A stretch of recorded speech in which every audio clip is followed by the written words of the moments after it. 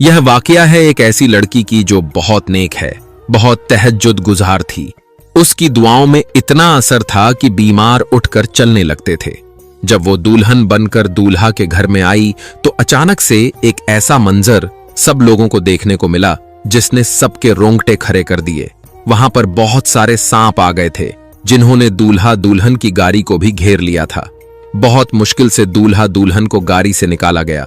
जब लोग घर के अंदर आने लगे तो घर के दरवाजे पर भी हर तरफ सांप ही सांप थे।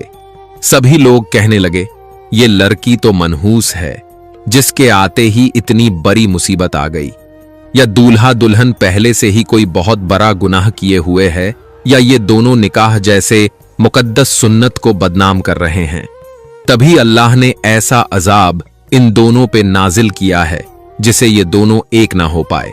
तभी वहां पर एक अल्लाह वाले बुजुर्ग आए। उन्होंने सारा माजरा देखा और फिर जो इस मसले की वजह बताई तो उसे सुनकर सभी लोग दंग रह गए थे। दुल्हन तो बेहोश होकर जमीन पर गिर गई थी। उसको तब वहम गुमान भी नहीं था कि पहले ही कदम पर उसे इतना शदीद झटका लगेगा। आखिर क्या था उनका राज? क्यों उसके ससुराल में आते ही सांपों ने उसका रास्ता रोक लिया?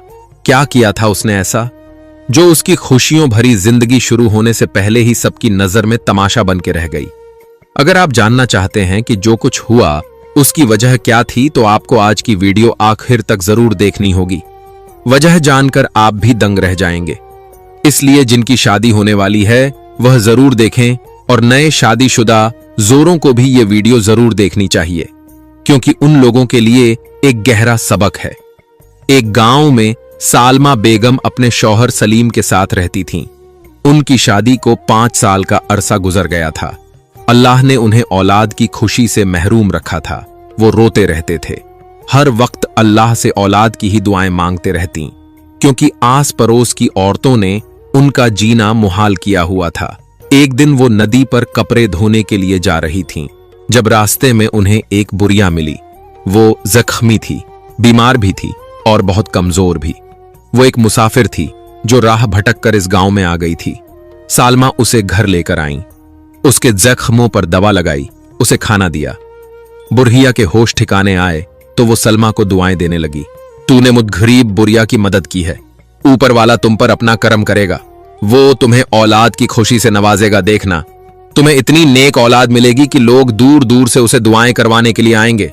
तुम्हारी औलाद की दुआओं में बड़ी ही तासीर होगी। बुढ़िया ये बात कहकर वहां से चली गई थी और फिर कुछ दिनों के बाद ही सलमा बेगम को खुशखबरी मिली कि वो मां बनने वाली हैं। दोनों मियां बीवी की खुशी का कोई ठिकाना नहीं था और फिर अल्लाह ने उन्हें एक चांद सी बेटी से नवाजा था। उन्होंने अपनी बेटी का नाम चांदनी रखा था। वो बहुत ही खूबसूरत थी। इतनी हसीन लड़की गांव में कोई दूसरी नहीं थी। बचपन से ही वो बहुत नेक, अताअत गुजार और फरमान बरदार थी। छोटी सी उम्र में ही उसने नमाज पढ़ना, रोजे रखना शुरू कर दिए थे। सख्त जारों में भी वो तहज्जुद नहीं छोड़ती थी। गर्मियों की तपती दोपहरों में भी वो रोजा जरूर रखती थी। उसकी इन्हीं बातों को देखकर सालमा बेगम अल्लाह का शुक्र अदा करती हैं कि जिसने उन्हें इतनी नेक औलाद से नवाजा है। अक्सर गांव में और आस पड़ोस में देखती कि बहुत सारी लड़कियां बुरे रवैये का शिकार हैं। बहुत सारी लड़कियां ऐसी भी थीं जो घर से भाग गई थीं, मर्दों के साथ ना जायज तल्लुकात में थीं। ऐसे में जब वो अपनी बेटी की तरफ देखती तो अल्लाह का शुक्र अदा करती हैं जिसने इस बुरे जमाने में भी उन्हें ऐसी बेटी से नवाजा था। अब चांदनी जैसे जैसे बड़ी हो रही थी, उसकी खूबसूरती के साथ साथ उसकी अच्छी और नेक आदतों में भी इजाफा हो रहा था। एक दिन की बात है, चांदनी अपने मदरसे से घर वापस आई थी जब दरवाजे पर दस्तक होने लगी। मां ने दरवाजा खोला तो बाहर कुछ लोग खड़े थे। वो मुसाफिर थे और गांव के हकीम साहिब के पास इलाज के लिए आए थे। उनका बेटा बहुत बीमार था, उसे मिर्गी के दौरे पड़ते थे। अचानक से बेहोश हो जाता। कितने कितने दिन तक वो बेहोश रहता था।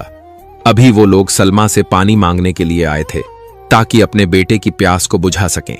चांदनी कहने लगी, मां, इन लोगों को घर में बिठाएं, जो पानी में दम करके दूंगी वो आप इन्हें देना ताकि वो अपने बेटे को पिला दें। जब चांदनी ने पानी दम करके उन लोगों को दिया, जैसे ही उन्होंने अपने बीमार बेटे के मुंह में पानी को टपकाया तो अचानक से उसने अपनी आंखें खोल दी और फिर वो पानी का पूरा गिलास चरा गया था। वो बिल्कुल ठीक हो गया था, जैसे वो कभी बीमार था ही नहीं। वो लोग तो हैरान परेशान रह गए और चांदनी की नेक सीरत के कायल हो गए। उन्होंने अपने जानने वालों को चांदनी के बारे में बताया कि वो लाइलाज बीमारियों का इलाज करती है। अल्लाह ने उसकी जबान में बहुत तासीर रखी है। और फिर इसके बाद दीगरे लोग घर में आने लगे थे। चांदनी पानी दम करके उन्हें पर्दे में दिया करती थी। वो लोग जबरदस्ती नजराने के तौर पर कुछ रकम चांदनी के दरवाजा के पास रखकर चले जाते। चांदनी एहतिजाज करती रह जाती, ये सब मैं पैसों के लिए नहीं करती, अल्लाह की खुशनुदी के लिए करती हूं। अल्लाह का लाख लाख शुक्र है जिसने मेरी जबान में तासीर रखी है, इसमें मेरा कोई कमाल नहीं है। और खुदा के लिए आप लोग भी मुझे इतना मत आसमान पर बिठाएं कि मेरे दिल में घुरूर पैदा हो जाए। मैं खुद पर घुरूर नहीं करना चाहती, हर हाल में अल्लाह की शुक्रगुजार बंदी बनकर रहना चाहती हूं। लोग उसकी आजी नेक तबीयत, नेक सीरत को बहुत ही ज्यादा पसंद करते थे। देखते ही देखते चांदनी की शोहरत दूर दूर तक फैलने लगी। दिन में कितने ही लोग वहां पर आते और चांदनी के लाख रोकने के बावजूद भी नजराना देकर जाते हैं। उनके घर के हालात भी बहुत ही ज्यादा बदल चुके थे। उन पैसों से घर को भी अच्छे से सजा संवार लिया गया था और कुछ पैसे चांदनी की मां उसके जहेज के लिए भी रखने लगी थीं। मेरी बेटी तो हीरा है, जिस घर में जाएगी उस घर में रोशनी कर देगी, बिल्कुल अपने नाम जैसी है। उधर शहर में जुल्फिकार खान अपनी बीवी समीना के साथ रहते थे। अचानक से समीना की तबीयत खराब होने लगी थी। उनके पूरे जिस्म में हर वक्त जैसे चींटियां सी रेंगती रहती। उनकी हालत बहुत खराब होती जा रही थी। जितना वक्त गुजर रहा था उनकी कमजोरी में इजाफा हो रहा था। जुल्फिकार खान ने बड़े से बड़े अस्पताल अपनी बीवी को लेकर गए, उनका इलाज करवाया। उनका एक ही बेटा था जिसका नाम वजदान था। वजदान एक खिलंदरा सा नौजवान था जिसकी अपनी ही दुनिया थी, अपनी ही मस्तियों में मगन रहता था। सुबह घर से निकलता और आधी आधी रात तक घर से बाहर रहता। जब तक माँ बाप बार बार कॉल करके उसे घर वापस आने को न बोलते तब तक वो आवारागर्दी ही करता रहता था। मगर अब उसे भी अपनी माँ की बहुत परेशानी थी। बार बार अपने बाप से कहता कि किसी अच्छे अस्पताल में माँ को लेकर चलें ताकि उनके हालात अच्छे से हों। यहां तक कि जुल्फिकार खान अपनी बीवी को बैरूनी मुल्क भी लेकर गए थे, मगर किसी को भी उनकी बीमारी समझ में नहीं आ रही थी। और वो थीं कि बिस्तर से ही गोया लगकर रह गई थीं। जरा सा चलती तो सांस फूलने लगता और फिर वो बेदम होकर जमीन पर गिर जाती। उनके घर एक काम करने के लिए मुलाजिमा आती थी जिसका नाम सोबिया था। सोबिया ने समीना से चांदनी का जिक्र किया। कहने लगी, बीबी जी, मुझे लगता है कि आपको कोई बीमारी नहीं है। शायद आप पर किसी ने जादू टोने किए हैं, तभी तो आपकी ऐसी हालत है। आप इतनी बीमार हैं मगर फिर भी बीमारी किसी की समझ में नहीं आ रही। आप मेरी बात माने, मेरे साथ चांदनी के पास चलें। समीना को इन बातों पर यकीन नहीं था, मगर वो चाहती थीं कि जल्द से जल्द ठीक हो जाएं। इसलिए चांदनी को आजमाने में क्या हर्ज था। इस दिन वजदान भी खुशकिस्मती से घर पे था। समीना इसी को अपने साथ लेकर आ गई थी। उसे ये बात नहीं बताई कि वो दम करवाने के लिए जा रही हैं। कहने लगी, बस मेरे कुछ जानने वाले हैं, उनसे मिलने जा रही हूं। अपनी नौकरानी सोबिया के साथ जब वो चांदनी के घर आईं तो चांदनी उन्हें देखते ही परेशान हो गई थी। ओह, आप इतने वक्त कहां पर थीं और आप जिंदा कैसे रहीं?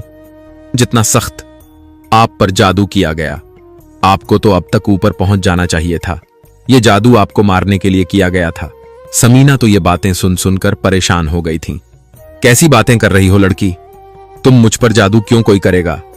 चांदनी ने आंखें बंद करके चारों कुल की पढ़ाई की और फिर पानी पर दम करके समीना को पानी दिया। जैसे ही समीना ने पानी पिया तो वो बिल्कुल ठीक ठाक हो गईं, बिल्कुल हल्की फुल्की हो गईं। वो खुद हैरान परेशान रह गईं कि अचानक से उसकी तबीयत कैसे इतनी बदल गई। वो तो बहुत बीमार थी, निढाल थी, अब ये कैसा जादू हो गया? उसने चांदनी के हाथ चूम लिए। बेटा, तुमने मुझे कैसे इतना ठीक कर दिया? मेरे लिए तो सांस लेना भी मुश्किल हो गया था। चांदनी कहने लगी, आप पर किसी ने जादू किया था, मगर मुझ पर कौन जादू करेगा? और क्यों कोई एक ऐसी औरत है जो आपके शौहर से शादी करना चाहती है, इस सारी दौलत पर कब्जा करना चाहती है, बस इसीलिए आपको रास्ते से हटाना चाहती थी। अब आप किसी के घर से आई हुई कोई चीज नहीं खाएंगी। समीना को यह समझने में देर नहीं लगी थी कि उसकी सबसे बड़ी दुश्मन कौन है। यकीनन ये काम नाइला का था, जो कई सालों से उसके शौहर के पीछे हाथ धोकर पड़ी हुई थी। समीना को जब बिल्कुल सेहतमंद देखा तो बेटा और शौहर दोनों ही हैरान थे। वजदान तो मां से बार बार एक ही बात पूछे जा रहा था कि अचानक से आप ठीक कैसे हो गईं। तब समीना ने सारी बात वजदान को बताई। उसके दिल में तजस्सुस पैदा हुआ। मां वो लड़की देखने में कैसी थी? समीना तो पुरजोश हो गई। बेटा, वो लड़की इतनी प्यारी थी कि हाथ लगाने से मैली होती है। अब समीना अक्सर ही चांदनी के पास आने लगी थी।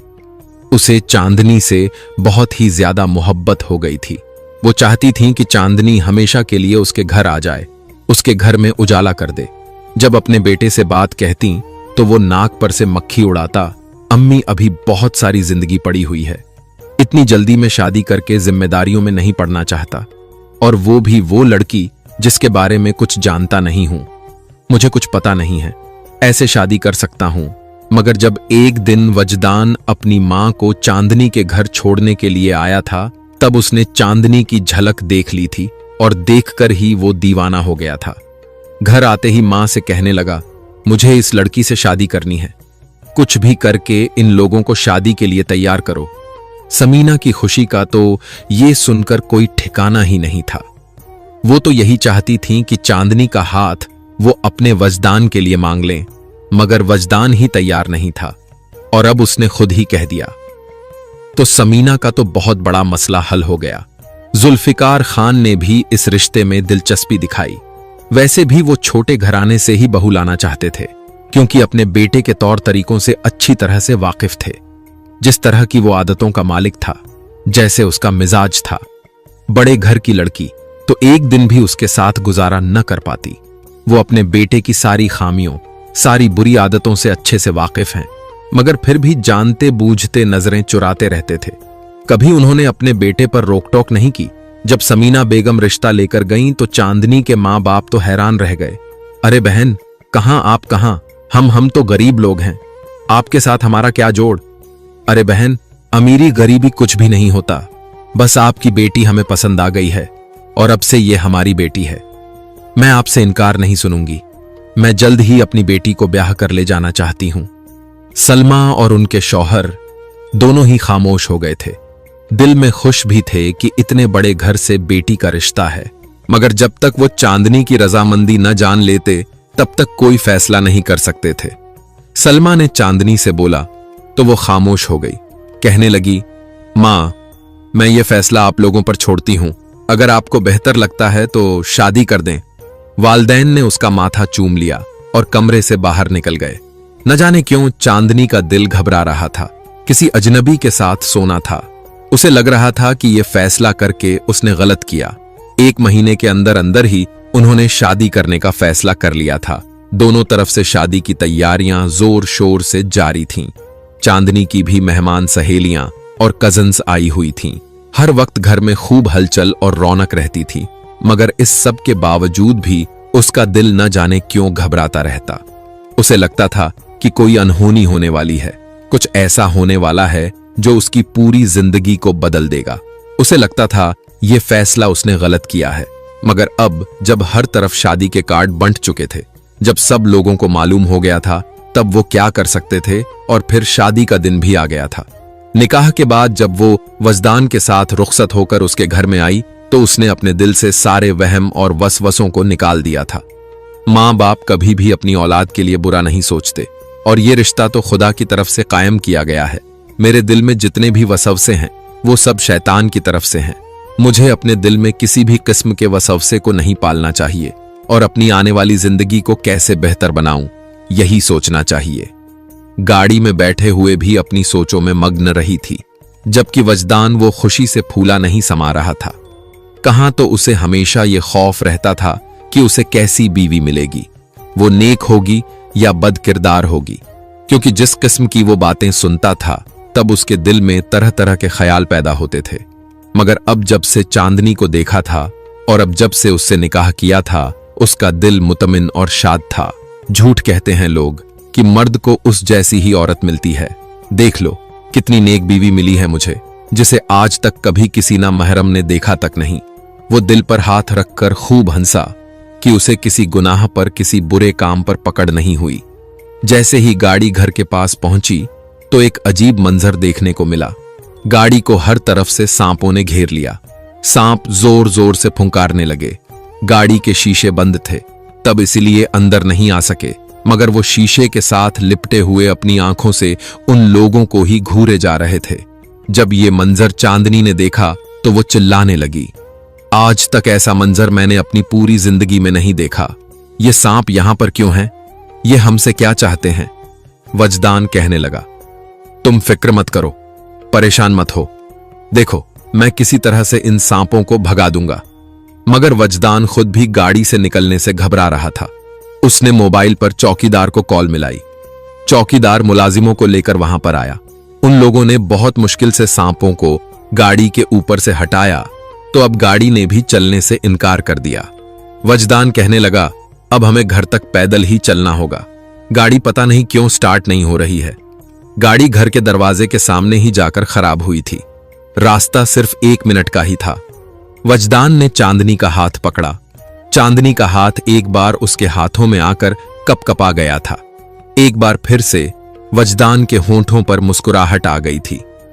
बड़ी ही शर्मीली बीवी है, मेरी शौहर का हाथ पकड़ने पर इस तरह घबरा रही है। जैसे ही वो लोग घर के दरवाजे के पास पहुंचे तो अचानक से वजदान के चेहरे से मुस्कुराहट जाती रही और चांदनी का झुका सर भी एक बार ऊपर की तरफ उठ गया था। उसका चेहरा खौफ से पीला पड़ गया था। बाकी मेहमान भी वहां पर पहुंच गए थे। सभी ससुराल वालों की गाड़ियां भी अब उनकी गाड़ी के साथ आकर रुकी थीं। अरे, गाड़ी घर के अंदर क्यों नहीं लेकर गए? तुम लोग बाहर क्यों खड़ी कर दी? ये उसकी सास की आवाज थी, जो सामने वाले मंजर को देखे बगैर बेखबर बोले जा रही थी। और सामने का मंजर इतना दहशतनाक था कि वजदान और चांदनी की आंखें फटी की फटी रह गई थीं, क्योंकि उनके सामने सांप थे। बहुत सारे सांप जो दरवाजे को घेर कर खड़े थे, जैसे उन्हें अंदर जाने से रोकने के लिए वहां पर खड़े हों। जब यह मंजर चांदनी ने देखा तो वह हक्की बक्की रह गई। वह हैरान नजरों से कभी वजदान की तरफ देख रही थी तो कभी उन सांपों की तरफ। वजदान की हालत भी उससे अलग नहीं थी। जब उसके ससुराल में लोगों ने यह मंजर देखा तो सब अपनी जगह रुक गए। वजदान की सास उसके करीब आकर खड़ी हो गई और नौकरानियों पर चिल्लाने लगी, अरे तुम लोग यहां खड़े होकर तमाशा क्या देख रहे हो? जल्दी से इन सांपों को यहां से हटाओ। नौकरानियां भी बहुत डरी हुई थीं। कोई भी डर के मारे इन सांपों के करीब नहीं जा रही थी। चांदनी के सास ससुर और बाकी ससुराली रिश्तेदार आपस में फुसफुसाने लगे, अरे यह लड़की तो बहुत मनहूस कदम है। जैसे ही इसने घर में कदम रखा है, घर में आफत आ गई है। यह लड़की तो तुम लोगों के लिए नहुसत है। क्या देखकर तुम लोगों ने इससे शादी की थी? देखो तो कैसा मंजर सामने है। आज तक ऐसा न सुना न देखा। हमने भी बहुएं बाहर से ब्याह कर लाई हैं, मगर आज तक हमारे साथ ऐसा नहीं हुआ।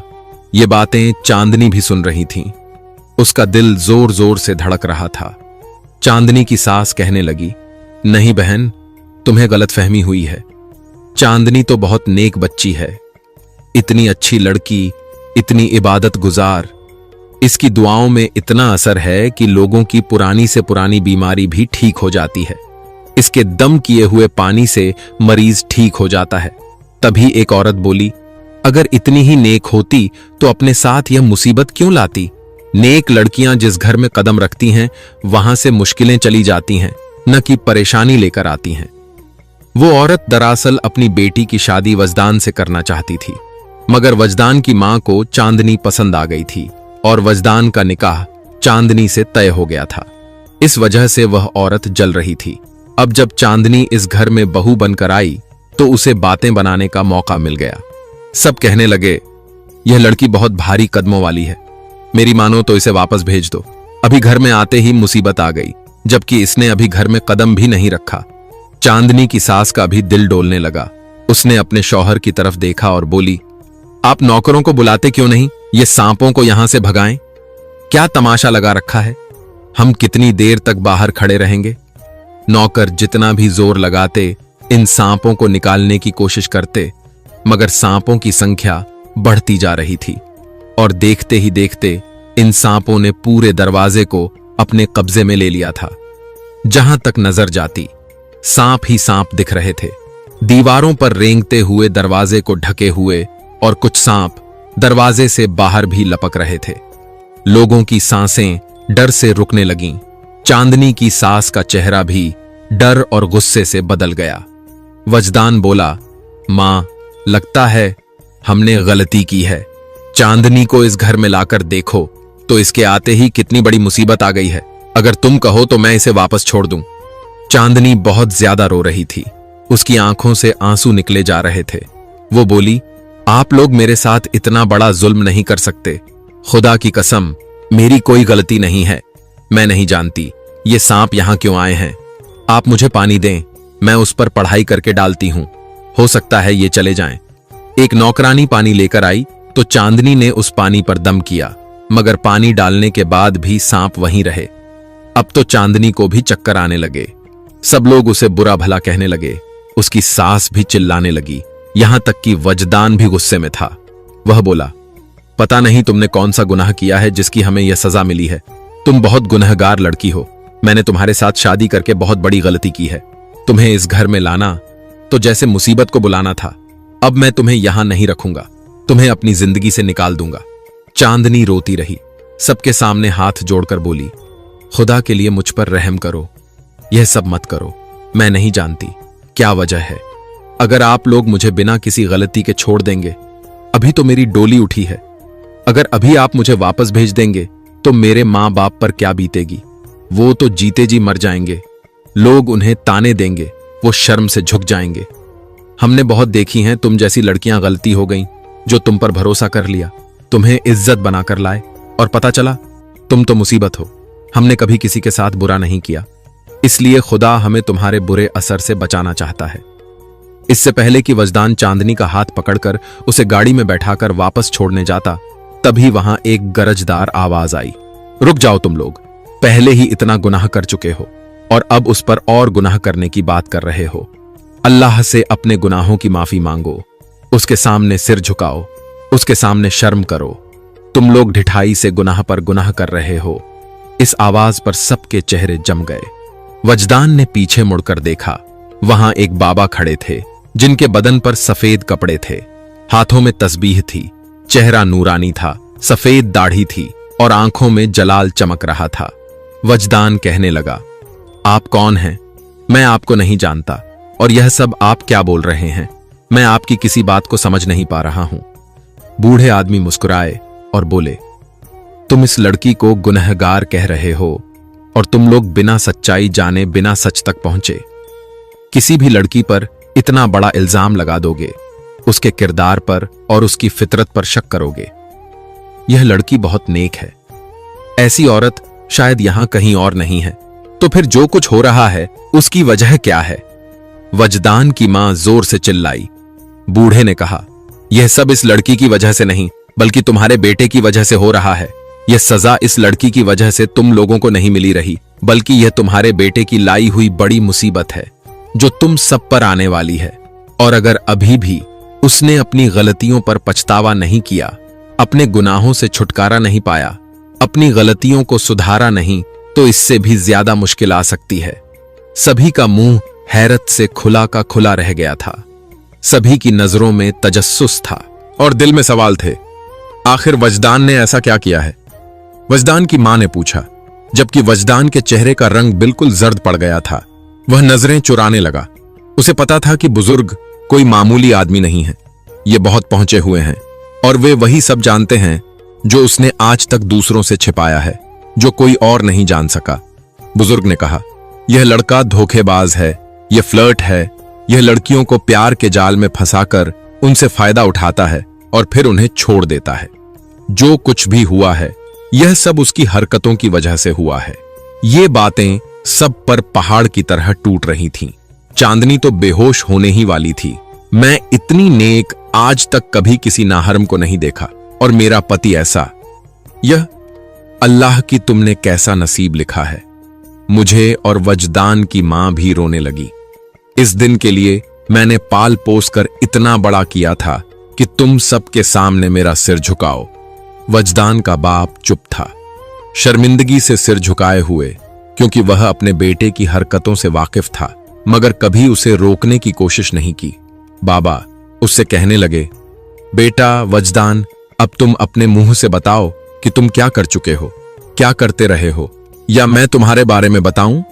वजदान रो पड़ा। मैं नहीं जानता था कि मेरे गुनाहों पर इतनी सख्त पकड़ होगी। आज तक अल्लाह ने मेरे सारे गुनाह और गलतियों पर पर्दा रखा। कोई कभी मेरी किसी बात के बारे में नहीं जान सका, मगर आज बेइज्जती मेरा मुकद्दर बनी है। आज सब कुछ सबके सामने आ गया। बाबा जी बोले, अल्लाह हर इंसान को मोहलत देता है। गुनाह और गलतियां हर किसी से हो जाती हैं और उनसे माफी मांगनी चाहिए, तौबा करनी चाहिए, न कि उन पर डटे रहना चाहिए। तुम सबको बताओ कि तुमने क्या किया है, इस मारिया के साथ क्या किया और सफीना के साथ क्या किया। वजदान ने गहरी सांस लेकर अपनी कहानी सुनानी शुरू की। बचपन से ही मुझे बहुत लाड़ प्यार मिला जो मां बाप ने दिया, कभी किसी चीज की कमी नहीं होने दी। इसीलिए मैं खुद सर उठाया हुआ बन गया। दूसरों के साथ सहानुभूति करना मैंने छोड़ दिया। जब मैं जवानी पर पहुंचा तो मुझे एहसास हुआ कि मैं बाकी लड़कों से अलग हूं। मैं दिखने में खूबसूरत था और खाने पीने वाले घराना से था। मेरी पर्सनैलिटी सबसे अलग दिखती थी।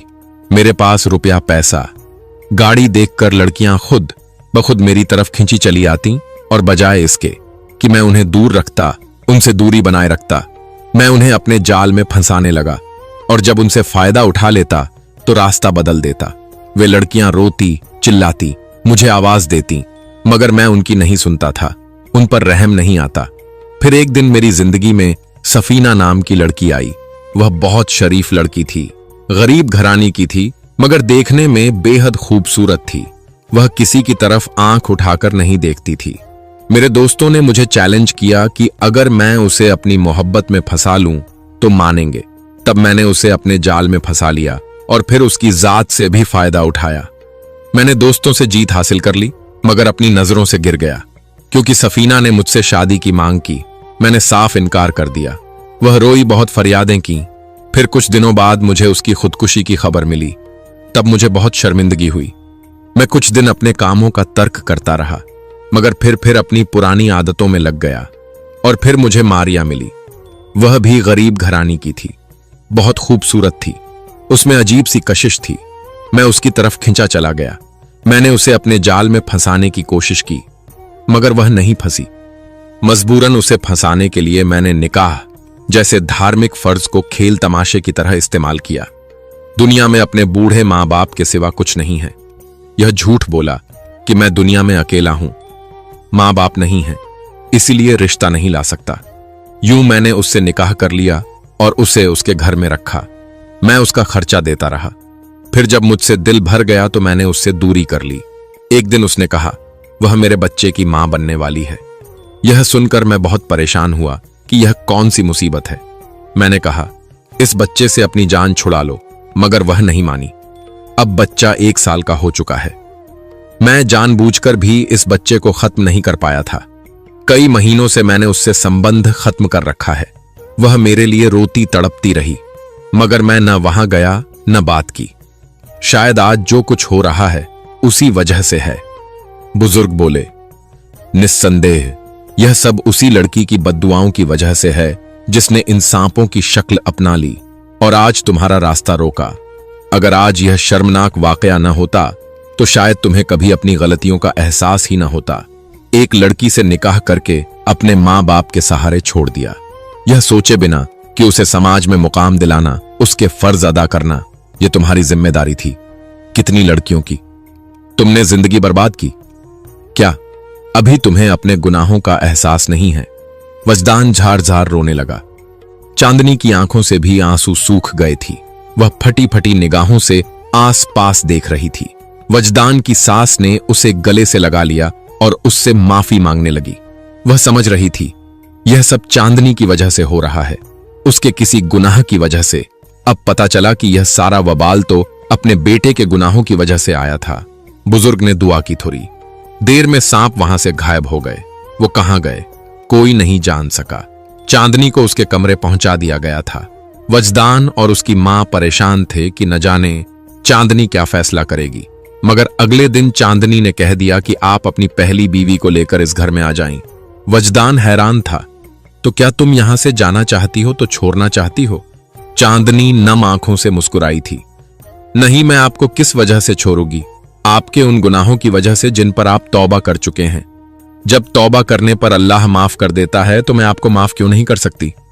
आप अपनी बीवी और बच्चे को इस घर में लेकर आ जाएं। उनका भी है क्यों बनता है वो इस घर में रहें आपके साथ। अब यह आपकी जिम्मेदारी है कि अब हम दोनों में इंसाफ कैसे करते हैं। आहिस्ता आहिस्ता सब कुछ ठीक हो गया था। वजदान राह ए रास्त पर आ गया था। उसने अल्लाह से सच्चे दिल से तौबा कर ली थी। नमाज रोजे की पाबंदी करने लगा था और चांदनी ने भी आहिस्ता आहिस्ता घर वालों के दिल जीत लिए थे। मारिया भी अपने बच्चे के साथ जब इस घर में आ गई थी वो भी खुश थी। चांदनी की शुक्रगुजार थी जिसने वजदान को यह राह दिखाई। अगर चांदनी अपना ज़र्फ बरा न करती, अगर उसकी जगह कोई और लड़की होती तो शायद वो पहली शर्त यही रखती कि वजदान अपनी पहली बीवी को तलाक दे।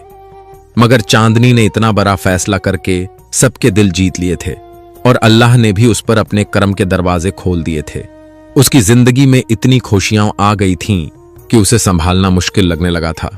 प्यारे दोस्तों, जिंदगी में किसी के साथ जुल्म या धोखा करना बहुत आसान है, मगर याद रखो अल्लाह देर जरूर करता है, तौबा का मोहलत देता मगर अंधेर नहीं करता। जिस दिल को तुम तोड़ते हो उसी की आह कभी न कभी तुम्हारा रास्ता रोक लेती है, और तुमने उसे दुनिया में इंसाफ नहीं किया तो फिर आखिरत में अल्लाह करेगा। इसलिए दोस्तों, इस वाकया को आप अपने फैमिली, दोस्तों, रिश्तेदारों में शेयर जरूर करें, क्योंकि उन्हें भी सबक हासिल हो जाएगा। और मेरे चैनल को सब्सक्राइब जरूर करें, क्योंकि आपको मेरे वीडियो के जरिए सबक हासिल होगा, इबरत हासिल होगा।